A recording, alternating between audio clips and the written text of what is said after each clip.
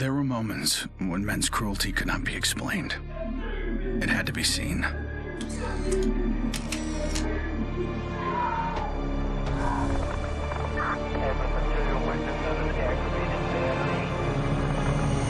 The perfect shot pierced our numbness, sent up a flare to save the next generation, and said, "This is where we've been.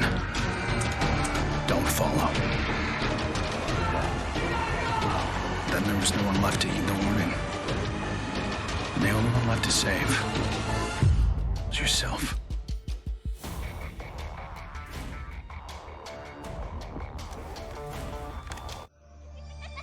My earliest memory is war. It was a conflict so complex that it could never be resolved.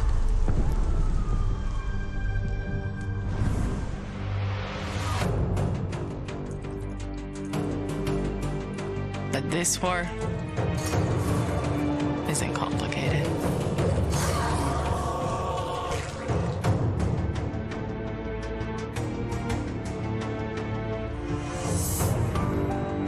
Death is still heartbreak.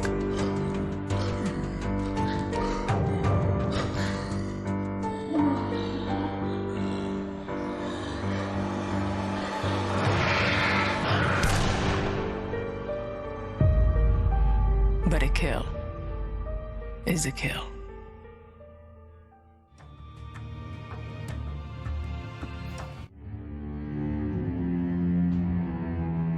Don't play in the dirt, Ethan. Stop fighting, Ethan. Be polite, Ethan.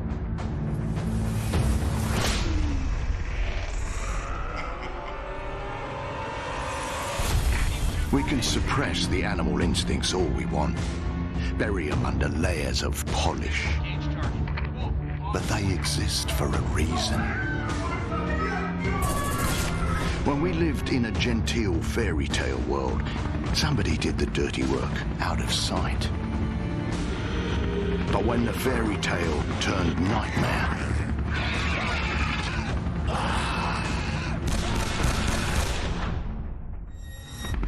those instincts were the only thing that kept us alive.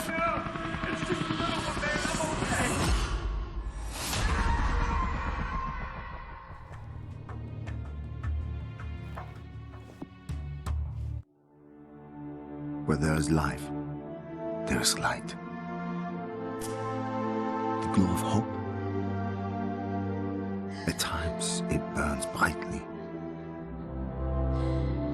but dwindles and fades.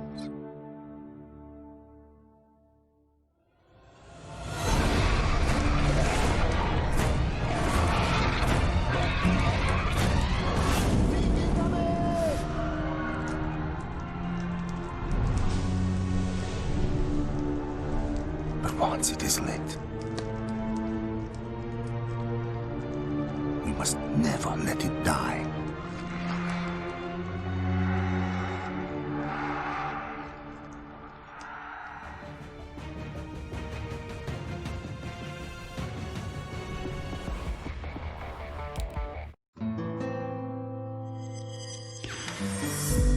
I was born into this life. I suffered for it. And reaped the rewards. I could tell you that I didn't want it, that I tried to get out. But I got no reason to lie anymore.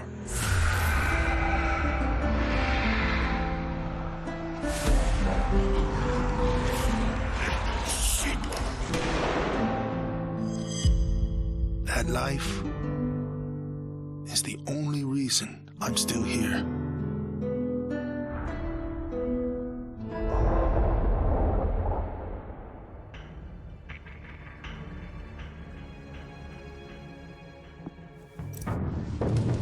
We're so small, really. Insignificant. In the grand scheme, one life means so little. You dedicate yourself to a principle. in the end, it's out of your control.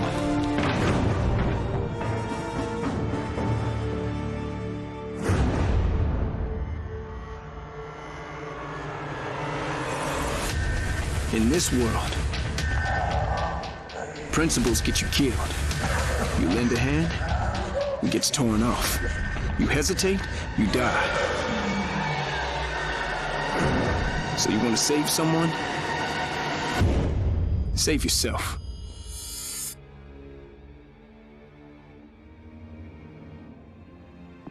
To all my classmates who alienated me because I was different. To anyone who never gave me a chance. To the people who ignored me while I hid behind zeros and ones. Thank you.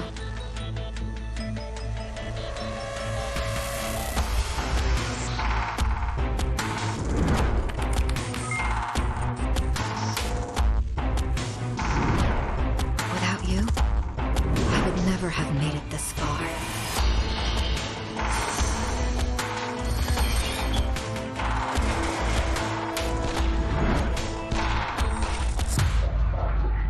I would have been weak and dependent.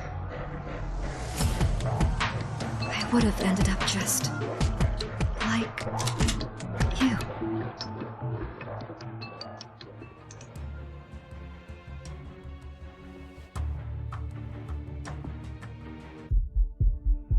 There's never a moment when you forget. It's there when you fall asleep and when you wake up. You keep going over the things you should have done. I should have stayed home that day. I should have held on.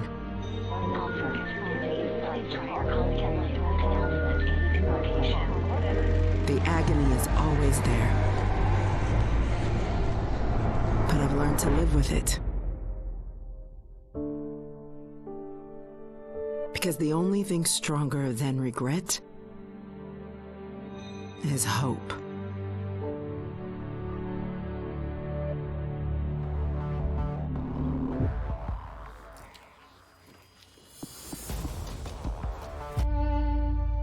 I was never afraid of Cachet the Deathless.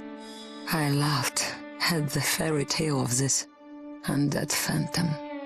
A woman of science would never fear such silliness. But what do we know?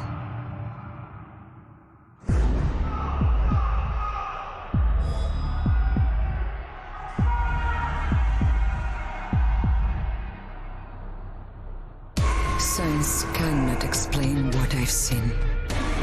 And in the face of such horror, there is no logic.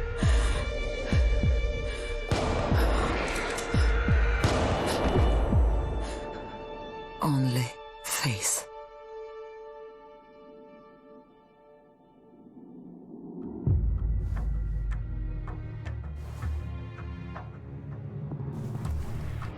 I was just a boy when the Soviet Union collapsed. The nation was divided in two. Those with power and those without. At 8 years old, I learned the price of weakness. And I vowed never to pay that price again. I became the strong man. I gathered wealth, influence, and power. But nature is indifferent to the hierarchy of men. Once more, she burned my world to ashes, leaving only bitterness and the rage I would need to survive.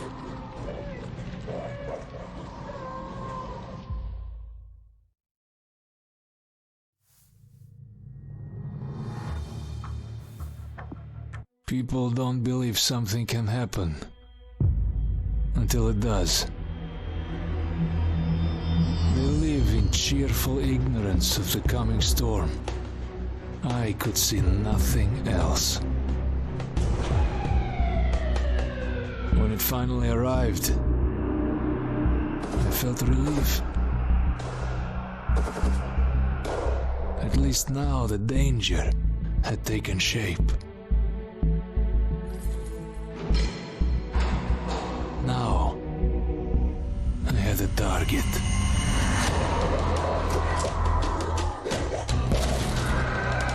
And I didn't have to fight alone.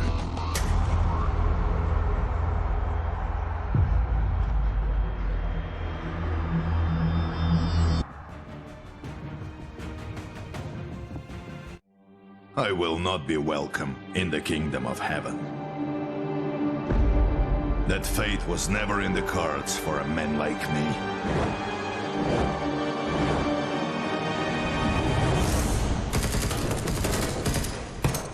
The Lord had other plans.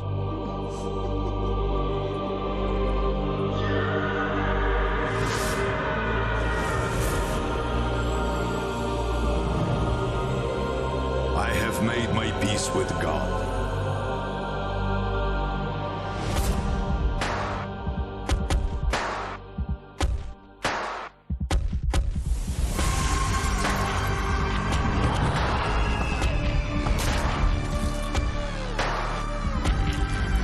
He is with me in this life. And that is enough.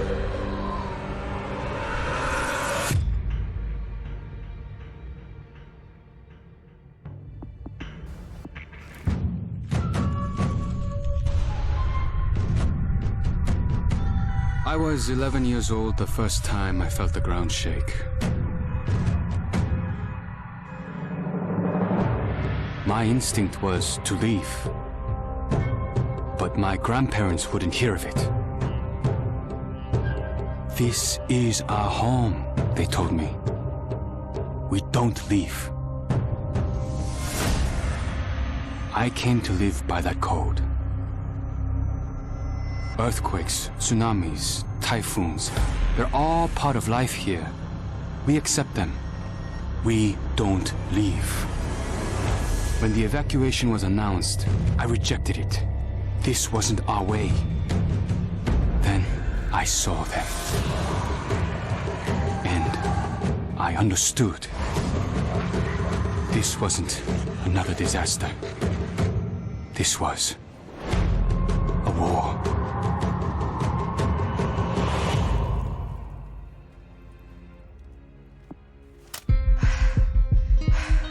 Nobody expected a 9-year-old girl from Tokyo to be fascinated by guns. Nobody imagined a 22-year-old university senior would drop out and train for the biathlon. Nobody believed that the daughter of a salaryman could win Olympic gold.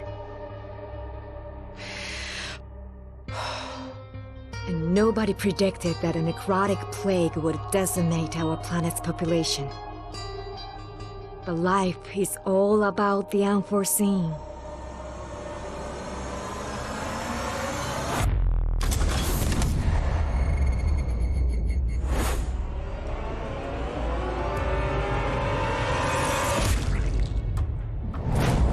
And nobody saw me coming either.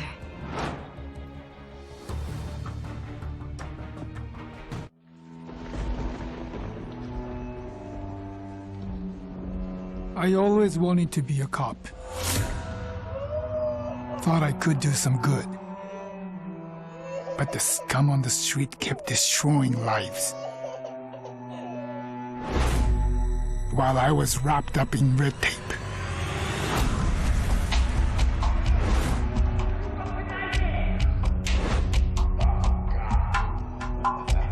Shackled by senseless laws. The virus stripped all that away, left us to fend for ourselves. And finally, the chains were off.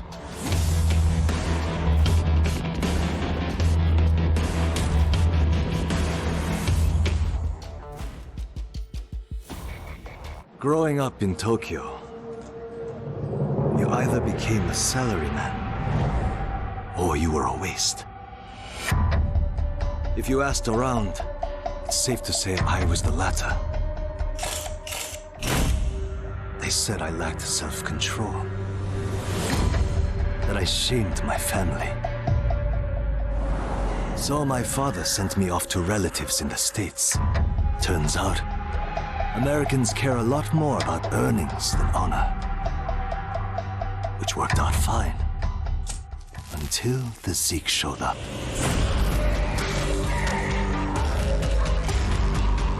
The Japanese decided to evacuate. They didn't have the firepower to fight. But I had special skills. So when everyone else was leaving, I went home.